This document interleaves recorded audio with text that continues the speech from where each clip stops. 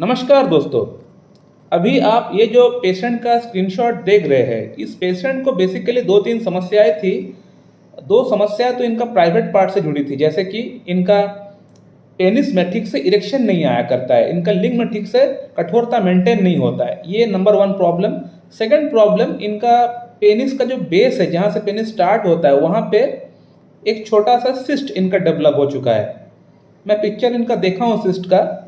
मैं पिक्चर तो यहाँ पे लगा नहीं सकता क्योंकि यूट्यूब जो है इस पर स्ट्राइक डाल सकता है, इसलिए पिक्चर मैं डाल नहीं सकता हूँ यहाँ पे। मैंने पिक्चर देखा है, पेशेंट का वहाँ पे एक सिस्ट डेवलप हुआ है, साथ ही साथ इनको इरेक्टाइल डिस्फंक्शन का प्रॉब्लम है और मानसिक कुछ समस्याएं हैं, वो मैं पेशेंट से बात करके समझ गया। पेशेंट शादी किए थे, आज से इनका शादी 5 साल पहले इनका शादी हुआ है, लेकिन वो अब डाइवोर्स हो चुके हैं, इनका शादी चला नहीं है। कारण यही था कि इनका अंदर इरेक्टाइल डिस्फंक्शन का प्रॉब्लम था, लिंग में ठीक से तनाव नहीं आया करता था। और अब इस पेशेंट को फिर से शादी करने के लिए अपना घर से इसको प्रेशराइज किया जा रहा था कि आप फिर से शादी करो, हम लोग आपके लिए रिश्ता देखेंगे, आप शादी करो।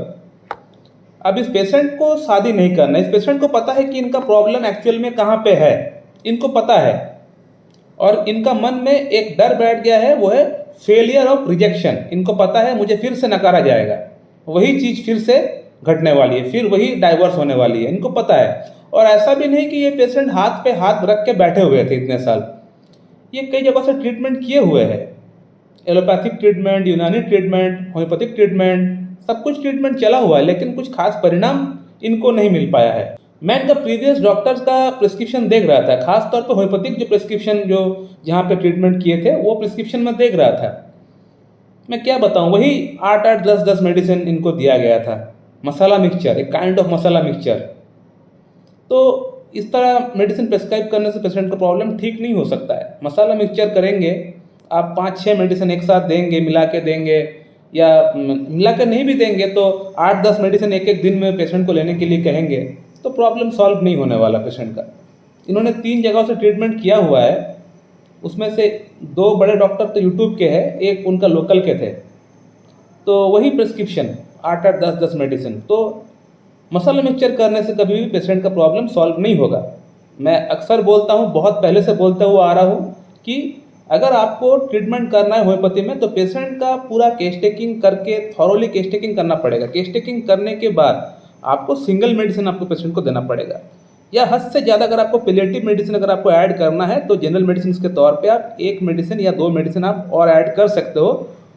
नहीं करे तो अच्छा है, अगर करना है, करना पड़ रहा है, तो आप 1 से 2 मेडिसिन और ऐड कर सकते हो, लेकिन वो जनरल मेडिसिन होना चाहिए। जो आपका पोटेंटाइज मेडिसिन है उसके साथ कोई और मदर टिंचर या 3x 6x की कोई और मेडिसिन अगर ऐड करना पड़ रहा है तो फिर आप उसको ऐड कर सकते हैं। लेकिन पोटेंटाइज मेडिसिन आप सल्फर दे रहे हैं, सुबह दोपहर को दे रहे हैं लाइकोपोडियम, शाम को दे रहे हैं सिलेनियम, रात को दे रहे हैं एग्नस कैस्टस, नहीं, ऐसा नहीं चलने वाला, कोई मेडिसिन काम नहीं करेगा।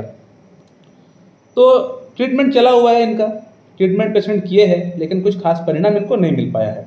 अब 4 महीने से इनका ट्रीटमेंट मेरे पास से चल रहा है। इनका बेसिकली 2-3 समस्या है, मैंने जैसे आपको बताया कि इनका इरेक्टाइल डिस्फंक्शन का प्रॉब्लम है।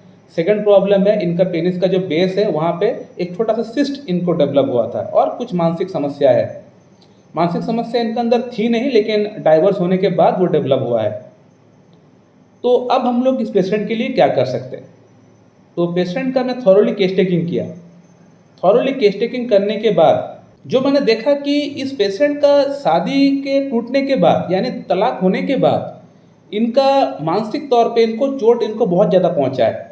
इनको अब कोई काम करने का मन नहीं करता है, जीने का मन नहीं करता है, कुछ भी करने का मन नहीं करता है, और मन में डर बैठ गया है लोगों से बातचीत करने से, लोगों से दोस्ती यारी करने से, आगे बढ़ने से इनको डर लगता है। इनको डर लगता है इस बात का कि मुझे फिर से नकारा जाएगा, फिर से वही चीज़ होने वाला है। तो इनका मन में एक डर बैठ गया, एक फियर बैठ गया है, एक काइंड ऑफ इंडिफरेंस चल रहा है माइंड में। इनको अब कुछ भी अच्छा नहीं लगता है, ना जीने का मन करता है, ना हंसने का मन करता है, सिर्फ वो जी रहा है अपना फैमिली के कारण से। मैं इस पेशेंट को स्टार्टिंग में सोच रहा था एसिड फॉस दूँ, लेकिन बाद में मैंने एसिड फॉस को काट के नैट्रम मूर प्रिस्क्राइब किया हुआ है। क्यों नैट्रम मूर, ये मैं बताने वाला हूँ आपको। देखिए, नैट्रम मूर और एसिड फॉस दोनों में इंडिफरेंस पाया जाता है, लेकिन एसिड फॉस का जो इंडिफरेंस होता है बहुत ही एक्सट्रीम लेवल पे होता है। कोई जिए मरे हंसे उसको कोई असर नहीं पड़ता है। वो बिल्कुल एकदम हम लोग बोल सकते हैं एक जिंदा लाश की तरह वो पड़ा हुआ रहता है एसिड फॉस। लेकिन नाट्रियम मूर का यहाँ पे ऐसा नहीं होता है। नाट्रियम मूर का अंदर इंडिफरेंस होता है, लेकिन वो अपना फैमिली वालों के लिए एटलीस्ट जीना चाहता है, वो फैमिली वालों को कष्ट नहीं देना चाहता है। लेकिन एसिड फॉस का यहाँ पे ऐसा नहीं होता। एसिड फॉस जो है दुनिया जाए भाड़ में, मेरे साथ खराब हो रहा है, मैं ठीक नहीं हूँ, तो आप ठीक रहे या ना रहे मुझे उससे कोई मतलब नहीं। फैमिली वालों को परवाह नहीं करता एसिड फॉस। लेकिन नाट्रियम मूर जो है फैमिली वालों को परवाह करता है, इसीलिए वो चाह रहा है फिर से शादी करने के लिए। तो यहाँ पे एक डिफरेंस है एसिड फॉस और नाट्रियम मूर का बीच में। दोनों में डिफरेंस पाया जाता है, लेकिन ये डिफरेंस है कि नाट्रियम मूर जो है अपना फैमिली के खातिर वो अपने आप को बदल सकता है, जो कि एसिड फॉस नहीं कर सकता है। ये डिफरेंस है। तो ये नाट्रियम मूर का सबसे बड़ा सिम्टम एक हो गया। सेकेंड सिम्टम है पेशेंट नमक लेते हैं, खाने में ऊपर से नमक लेते हैं, ये और एक सिम्टम हो गया। थर्ड सिम्टम जो मैंने देखा वो ये था कि पेशेंट का अंदर रेस्पिरेशन बहुत ज़्यादा होता है, यानी पसीना बहुत ज़्यादा आता है। और पेशेंट का जो स्ट्रक्चर है, जो बॉडी का जो स्ट्रक्चर है, थोड़ा लीन थीन इमेसिएटेड है, थोड़ा सा बॉडी जो है ऐसा लग रहा है बॉडी में जान नहीं है।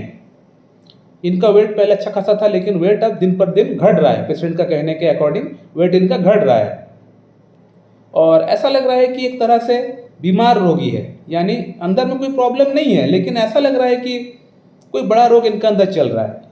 मेरा कहने का मतलब मेरे ख्याल से समझ गए होंगे कि इनको देख कैसा लग रहा है कि इनका उम्र है 30 ईयर्स, लेकिन इनको देख के लग रहा है 50 ईयर्स इनका एज हो गया हो, ऐसा इनको देख के लग रहा है।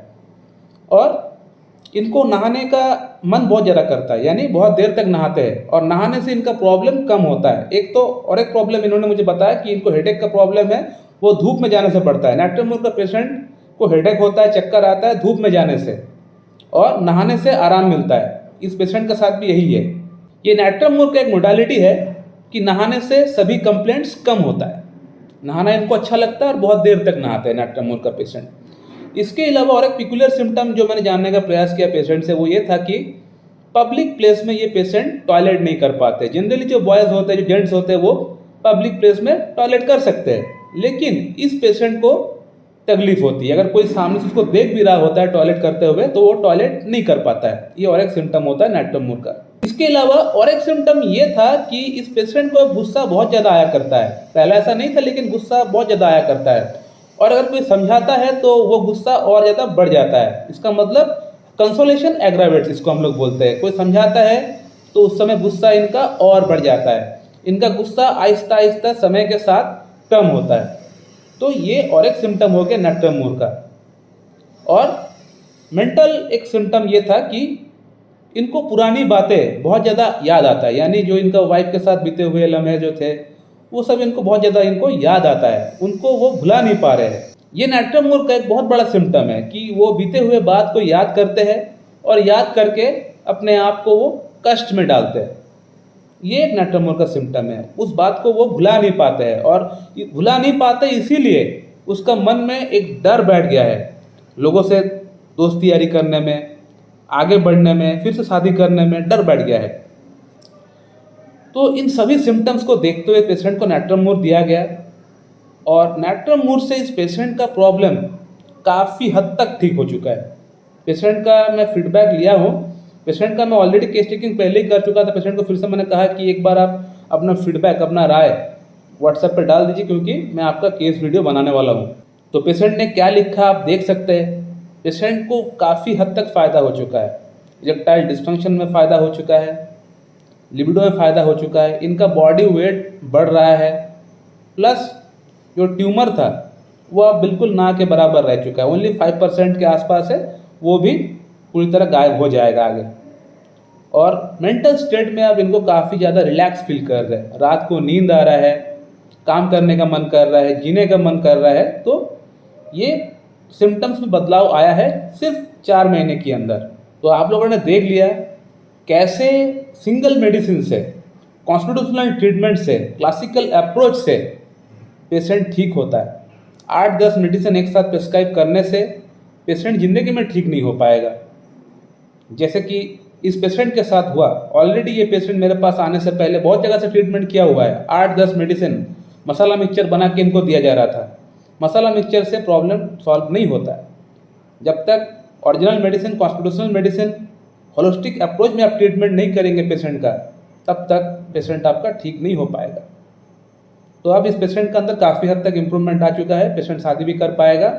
हाँ, एक बात मैं आप लोगों को बताना भूल गया था कि इस पेशेंट को नैट्रोमोर के साथ साथ स्टार्टिंग का 2 महीने के लिए मेरा खुद का बनाया हुआ जो टैबलेट है वो भी मैं इनको दिया था। इसलिए दिया था क्योंकि इनका शादी नज़दीक है, वो फिर से शादी करने वाले हैं, तो इसीलिए इनको फास्ट इम्प्रूवमेंट की दरकार है। तो वो टैबलेट भी पेशेंट का कहने पे ही मैंने इनको दिया था।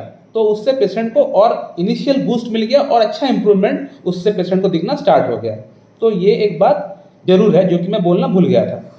सो माय डियर फ्रेंड, मैं इस वीडियो को यहीं पे एंड करता हूँ। So thank you very much and have a good day.